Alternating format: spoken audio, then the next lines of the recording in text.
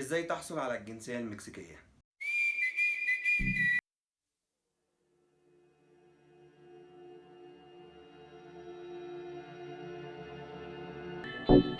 السلام عليكم، انا علي بدر عايش في المكسيك. في ناس كتير سألتني في الكومنتات عن الفيزيت المكسيك والتأشيرة والإقامة هنا والزواج، أسئلة كتير ونقط كتير جمعتها لكم في الفيديو ده وهتكلم عنها إن شاء الله. أول فيزا هتكلم عنها وهي فيزا السياحة.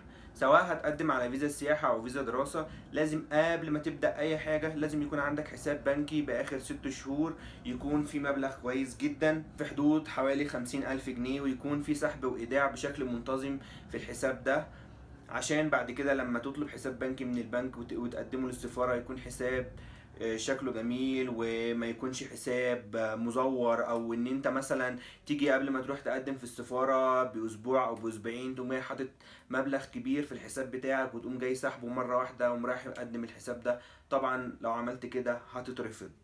الحساب ده لازم يكون فيه سحب وإيداع بشكل منتظم، يعني مثلا هتسحب 1000 وتحط 2000، أو تسحب 3 وتحط 2 كده في خلال ال6 شهور، بحيث ان انت لما تاخد الحساب يكون حساب شكله منتظم وشكله جميل، بحيث ان يثبت ان انت ليك دخل ثابت والفلوس دي زيادة عن حدك، بحيث ان انت يقدروا يعرفوا ان انت مقتدر ماليا وان انت هترجع لبلدك تاني. فيزا السياحة بسيطة جدا وسهلة، ما بتحتاجش ورق كتير. انت بس يا دوبك بتروح تسحب استمارة من سفارة المكسيك ب 36 دولار، وبتملى الاستمارة دي وتقدمها وبيحددوا لك ميعاد الانترفيو على طول. بس طبعا لازم تكون حاجز، عامل حجوزات في الفنادق اللي انت هتقعد فيها في البلد دي، ولازم تكون عارف معلومات عن المكسيك او عموما الدولة اللي انت رايحها، لان انت بتتسأل اسئلة غير متوقعة في الانترفيو اللي بيتعمل لك ده، واعتمادا على الانترفيو ده بيقبلوك او بيرفضوك. ففيزيت المكسيك صعبة ولكن مش مستحيلة، في ناس كتير جدا بترفض وفي ناس بتتقبل. ف يعني لازم تحسس الشخص اللي قدامك ان انت واثق من نفسك وان انت هترجع بلدك تاني، وان انت مقتدر ماليا وان انت عارف انت هتعمل ايه. لو انت هتروح المكسيك سياحة مثلا، عارف الاماكن اللي هتزورها والمدن والفنادق اللي انت هتقعد فيها، فلازم تكون عارف معلومات عامة عن الدولة اللي انت رايحها. بالنسبة لفيزا الدراسة فهي بتحتاج ورق كتير وبتاخد منك وقت شوية، ولكن من وجهة نظري الشخصية ان فيزا الدراسة بتكون، لو عملت كل حاجة مظبوط، بيكون ليك نسبة أعلى في إن أنت هتتقبل وتاخد فيزا وتاخد تأشيرة المكسيك. بالنسبة لفيزا الدراسة لازم طبعا تخاطب الجامعة في دولة المكسيك طبعا، وتشوف الجامعة دي هتطلب منك ورق ايه وتاخد الورق ده. أول حاجة هتوثقه في وزارة الخارجية المصرية، وبعد كده هتترجمه أسباني، وبعد كده هتوثقه في سفارة المكسيك. ايه الموضوع مكلف شوية، لاني انا وثقت لما كنت بقدم الورق بتاعي وثقت حوالي 5 ورقات. ال5 ورقات دول كل ورقة ب36 دولار، وبعد ما بتوثق الورق ده بتبدأ تبعته للجامعة هنا في المكسيك، وبتستنى موافقة الجامعة. طبعا لما بتبعت للمكسيك بتبعت الورق من طريق DHL بحوالي 90 دولار، والورق بيتبعت لك برضو تاني بحوالي 90 دولار. فالموضوع مكلف شوية، يعني ممكن تصرف مبلغ كبير. الموضوع صعب، ولكن ان شاء الله لو عملت كل حاجة مظبوط ليك اسباب مقنعة ان شاء الله هيقبلوك في السفارة وتقدر تحصل على تأشيرة المكسيك. وبعد ما بتاخد الموافقة من الجامعة طبعا بتقدمها للسفارة وبيحددوا لك ميعاد الانترفيو. بالنسبة لتأشيرة الدراسة وتأشيرة السياحة، كنت انا عملت فيديوهين قبل كده اتكلمت فيهم بالتفصيل عن ايه الخطوات اللي انت لازم تعملها بالنسبة لتأشيرة الدراسة او تأشيرة السياحة. هتلاقي لينك الفيديوهين موجودين تحت في الديسكريبشن، تقدر تتفرج عليهم. وتالت حاجة هتكلم عنها وهي بلد الترانزيت. الموضوع ده عام يا جماعة، ملوش دعوة بسفارة المكسيك، او لو انت مسافر اوروبا او مسافر ايا مكان، مسافر اسيا، لازم حسب. وطبعا الموضوع ده حسب جنسيتك ولازم تسأل فيه. لو انت مثلا مسافر المكسيك فانت لازم تعمل ترانزيت سواء في اوروبا او في كندا او في الولايات المتحدة. لما تيجي تشتري تذاكر الطيران لازم تشوف ايه بلد الترانزيت اللي انت هتقعد فيها، عشان في حاجه اسمها فيزا ترانزيت.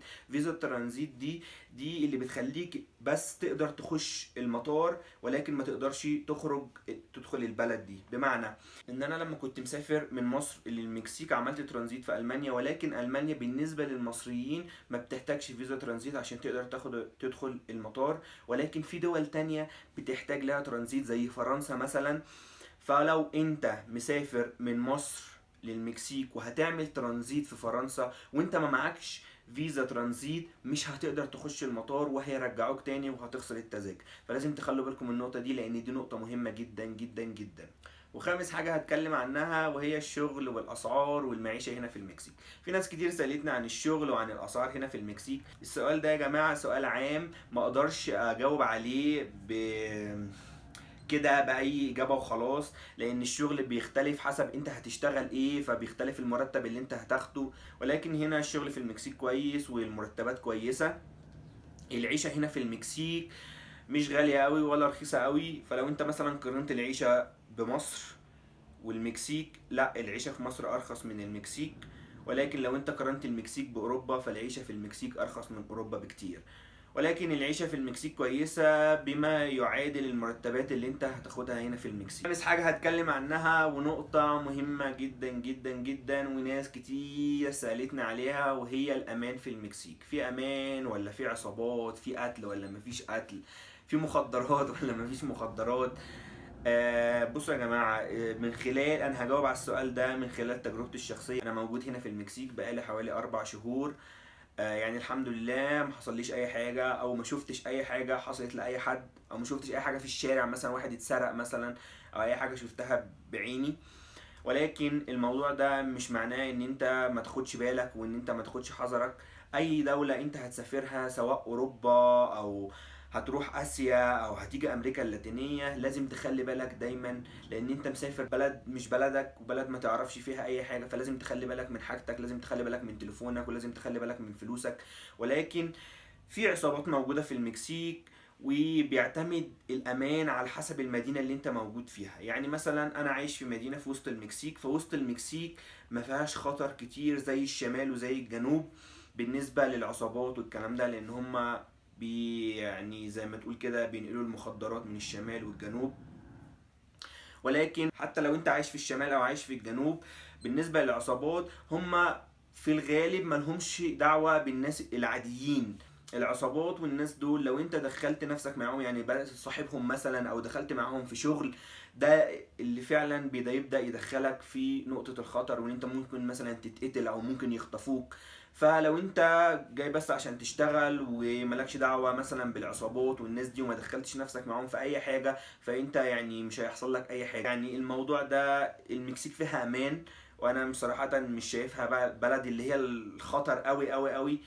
فيعني مش معنى كلامي ان انت ما تخليش بالك برضو وتاخد حذرك. فيعني السؤال ده برضو يعني لازم انت تجرب الموضوع بنفسك عشان تقدر تحكم اذا كان في امان ولا مفيش امان. يعني مفيش اللي هو زي ما الناس بتقول مثلا في قتل في الشوارع وبيقتلوا الناس ومخدرات، الكلام ده كله كده. ومش كل حاجة الاعلام بيقولها لازم تصدقوها، لان في حاجات كتير جدا الاعلام بيقولها كذب ومش حقيقة.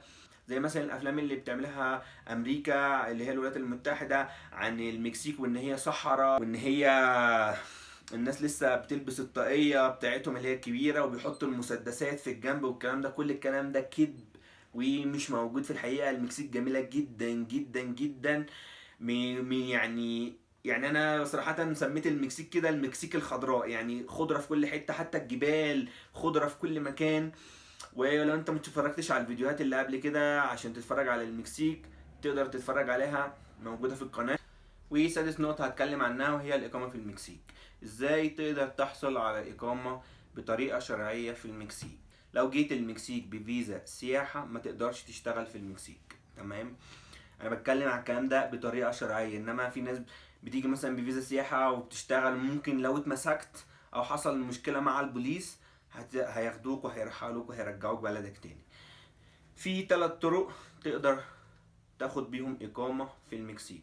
أول حاجة وهي فيزا الدراسة، تقدر تشتغل لو أنت معاك فيزا دراسة. تاني حاجة لو انت جاي بفيزا شغل. وتالت حاجة وهو الجواز. لو اتجوزت بتاخد بناء على الجواز ده إقامة سنتين، وبعد السنتين ليك حق إن أنت تاخد الجنسية. وده اللي بينقلنا على النقطة السابعة، وهي إزاي تحصل على الجنسية المكسيكية. إزاي تقدر تحصل على الجنسية لو اتجوزت؟ بتاخد إقامة سنتين، وبعد السنتين ليك الحق إن أنت تطلب تاخد الجنسية المكسيكية.